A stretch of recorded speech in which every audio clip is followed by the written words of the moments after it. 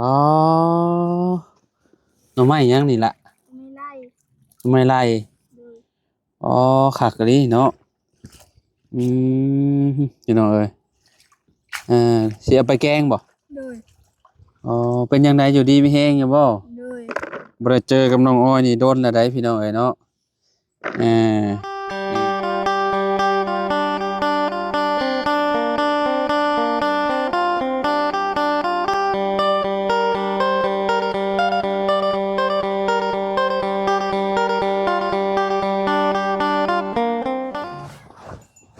เอากราบสบายดีและสวัสดีเนาะพ่อแม่พี่น้อง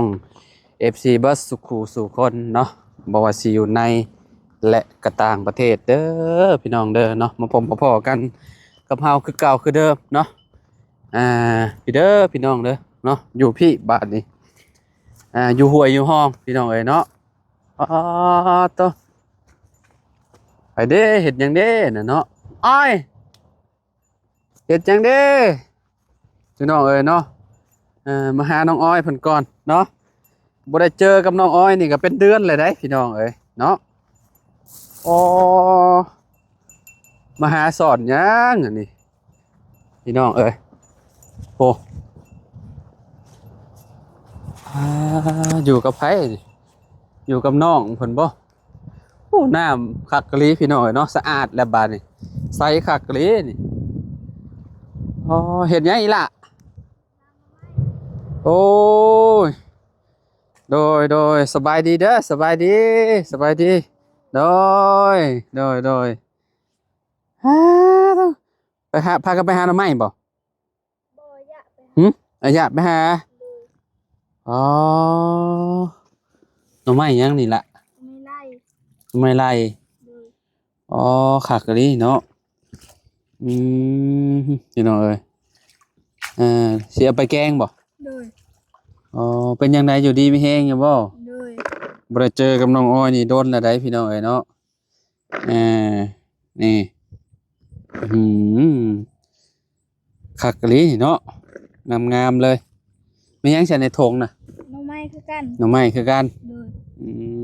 มโอ้ปิงโอ้บ่แม่นเนาะบ่เนาะปิงโย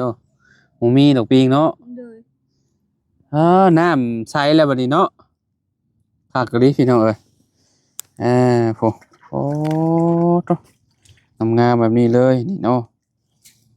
คักๆๆๆพี่น้องเอ้ยล้างอีกบ่อืมโอ้พี่น้องเอ้ย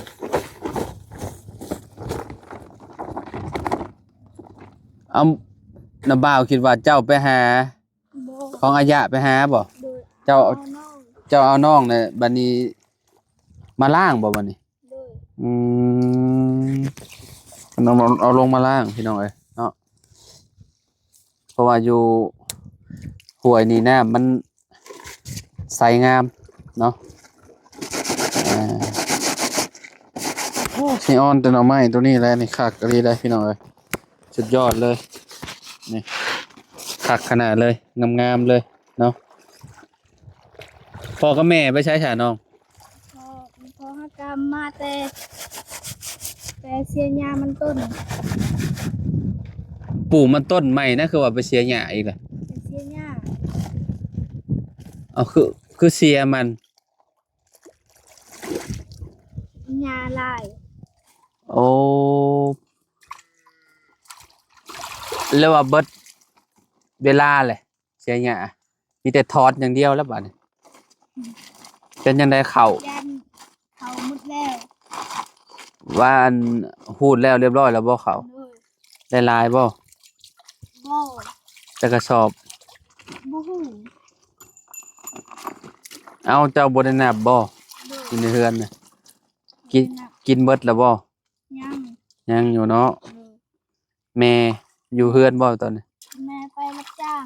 รับจ้างยังอะนะรับจ้างเกี่ยวข้าวอืมวันเท่าไรเพิ่นจ้างนั่นล่ะเดือนหนึ่งวันละแสนโดยโอ้วันละแสนก็ไปแต่6 โมงเนาะ6 โมงหา7 โมงกลับมาก็สิ5 5 โมงแลงเนาะโดยอืมโอ้เอ้ยเนาะ ตัวนั้นน่ะเสียไปเฮ็ดหยังไปต้มบ่ โดยไปต้มมื้ออื่นบ่ได้ไปหามื้ออื่นวันอาทิตย์อืมมันก็เริ่มสิเบิดแล้วเนี่ยเนาะน้องเนาะ โดย พี่น้องเออโอ้งามๆแบบนี้เลยเนาะแหนงเพราะว่ามันเริ่มยอดมันเริ่มบ่ค่อยลายแล้วเนาะถ้าเบิดผลแหละมันก็อย่างอึดได้หน่อไม้นี่ โดย หากช่วงนี้หายังได้พอได้กินอยู่เนาะ โดย อืม มันมีตัวน้อยๆสำนี้ พอดีแล้วสำมันน่ะสำมือเจ้าน่ะแกงกินแซ่บแล้วน่ะ อืม บ่ได้เห็นหน้าน้องอ้อยนี่เป็นเดือนแล้วได้พี่น้องเอ้ยเนาะ อืม เป็นจังไดอันเครื่องปลูกของฟัง อยู่ในที่ใหม่ ลาย หลายแล้วบ่ โด จั ย งน้อยจังไปเลาะเบิ่งเนาะล้างแล้วนี่เอามือบ่นี่ โดย อืมเฮือนทำบ่ได้สิย้ายใช่เฮือนเจ้า แล้วคนมันก่อน อ๋อถอนมันแล้วพุ่น โดย เอ่อเพราะว่าต้องมีเงินซื้อสังกะสอสังกะสีเนาะ โดย คือว่าแหละพี่น้องเอ้ยล้างงามๆมานี่แล้วก็เอาขึ้นไปต้มบาดนี้โอ้ยป่นบาดนี้ป่นปลาป่นหยังพี่น้องเอ้ยเนาะสุดยอดแล้วนี่คิดฮอดจะบ่ทีมงานน่ะ คิดฮอด บ่ได้เห็นกันโดนแหละ โดย อ่ามีภายในเข้ามาถ่ายเข้ามาเลย บ่มี ช่วงนี้เงียบเหงาบ่ โดย เออพี่น้องก็มีโอกาสเนาะถ่ายทำน้องอ้อยให้เบิ่งนำกันพี่น้องเนาะเพราะว่าโดนแหละบ่ได้เห็นหน้าตาน้องอ้อยนี่เนาะเป็นเดือนแหละน้องอ้อยเนาะ โดย อืมน้องเอ้ยเพิ่นจนสิเป็นสาวแหละ เอออันน้องน่ะเด้ซะน้องยังอันเอื้อเจ้านะ ย่อย น้องย้อยน่ะไปใช้ซะ ไปรับจ้างกัน เอาไปรับจ้างคือกันบ่ โดย อืมโอ้เพิ่นก็ไปรับจ้างเนาะ โดย ไปคู่มื้อบ่ มากระซ่องมึง ช่องมื้อนี้ โดย เออเออๆ สองสามมือบ่ได้ไปรับจ้างไปเฮ็ดสวน ๆเฮ็ดสวนตัวเอง โดย เพิ่งบ่ได้ถอนมัน นั่ง ยังดนบ่ โดย อืม บ่มีทางไป โอ้มันทางเขายากบ่ โดย ทางเขายากแล้วก็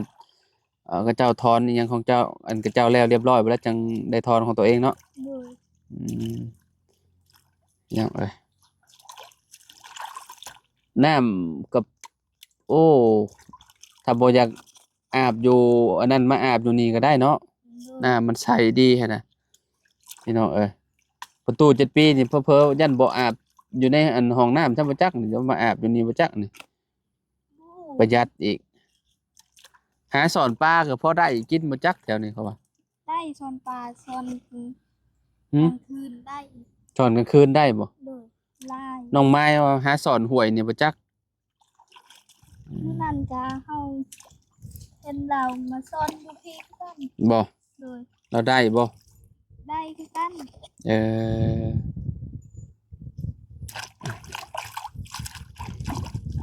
โอ้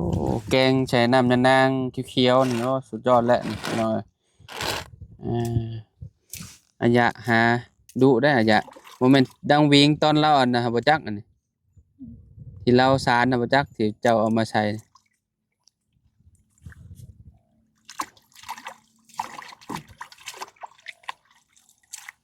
เวลาน้ำขึ้นนี่ก็ขึ้นไปฮอดเทิงหมดเลยพี่น้องเอ้ยเนาะโอ้ขึ้นไปปุ๊บจนฮอดแหน่พุ่นแหละนี่มันฮอดโอ้หมองง่วนนี่ก็เลยขึ้นไปอีกโอ้ฮอดต้นกล้วยพุ่นเทิงพุ่นเนาะเวลาน้ำขึ้นตะกี้คือมีต้นไม้ต้นหนึ่งอยู่นั่นนี่ไปเจ้าตัดแล้วเนาะอันเด้เนาะอืมเดี๋ยวจึงขึ้นไปเบิ่งน้ำกันอยู่เทิงพุ่นพี่น้อยเนาะ พุ่นแหละที่ใหม่ของน้องอ้อยเพิ่นเนาะให้น้องเพิ่นล้างน้ำมงน้ำไม้แล้วก่อนพี่น้องเอ้ยเนาะอ้าวพี่น้องนะตอนนี้ก็แล้วเนาะทางน้องอ้อยมีแต่เสียเมื่อทุบใส่หม้อแล้วก็แกงบัดนี้น้องอ้อยเนาะเออไปพี่น้องเอ้ยเนาะต่อแม่มาเห็นน้องเพิ่นเฮ็ดหยังเด้วะก็เลยว่าเนาะย่างมาเบิ่งถ้าเป็นน้องอ้อยพี่น้องเอ้ยเนาะโหพายเอาเลยนิดหน่อยนี่เนาะเนาะ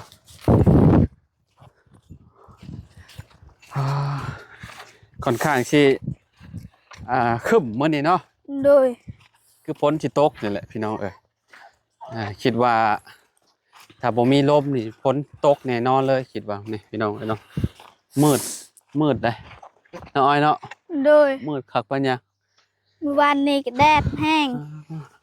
เมื่อวานนี้แดดแห้งเมื่อวานนี่แดดแห้งเนาะโดยแต่ว่ามื้อนี้เนี่ยคือคึบมื้อนี้คึบลมเนาะแล้วก็มีฝนอยู่ปล่อยปลายออกมาพี่น้องเอ้ยตกมาหยิบมาหยับโอ้เครื่องปลูกนี่โอ้มีหลายอย่างเลยเนาะโดยไผ่เลิศไผ่ตูให้หน่อยเนาะพักหอมไปเรื่อยเนาะต้นอันนี้ต้นกล้วยปลูกยาวมาพี่เลยอย่างไรเนาะปอต้นผักแพรวก็มีเนาะอ้อยเนาะโดยนี่น้องเอ้ยโอ้คักปลูกหลายๆอย่างจำสิกินบาทนี่เนาะโอ้ที่ก็เพียงเลยได้พี่น้องเลยเนาะรับปั๊บตลอดเลยเนาะคักอยู่ต่อทางพ่อน้องอ้อยเนาะทำความสะอาดอยู่เนาะสบายดีเด้อไอเด้อโดยบ่ได้พ่อกันดนเลยเป็นเดือนเลยเนาะเอาหมดเลยบ่ได้พ่อกันเป็นเดือนแล้วกับเราพี่น้องเอ้ยอายะไปดิอายะไปได้โดยกำลังสิแกงหน่อไม้เนาะโอ้ครั้งแรกเนาะต่อพี่น้องเอ้ยต้องกินหน่อไม้นี่แหละเนาะกินบะหมี่กินบะหมี่คักพี่น้องเอ้ยหมูโอ้ยเนาะยังอยู่บนเก่าอยู่อันนี้ก็ได้เนาะเลยอันตำสากพี่น้องเอ้ยเนาะฝั่งนี้ก็จะเป็นโคกยังตำคือเก่าบ่เก่านี่น้องอ้อยตำคือเก่าบ่เลยกำลังสิต้มเนาะนี่ไปล้างมาแล้วก็สิต้มก่อนเดี๋ยวน้ำบ่าวไปเอาหมี่ให้ก็เด้อแป๊บนึงพี่น้องเอ้ยเนาะอะไรขอบใจเนาะพอห่อนแล้วบาดนี่พอต่อพี่น้องเอ้ยกินนี่ยังหนาวอยู่มันนี่เป็นห่อนเลยพอดีคำเลยได้นี่พี่น้องเอ้ยเต็มหม้อวันนี้เลยเนาะโดยต้มบ่โดนดอกเดี๋ยวมันก็จืดเนาะแบบเดียวมันหย่อนบ่ได้ใหญ่พี่น้องเอ้ย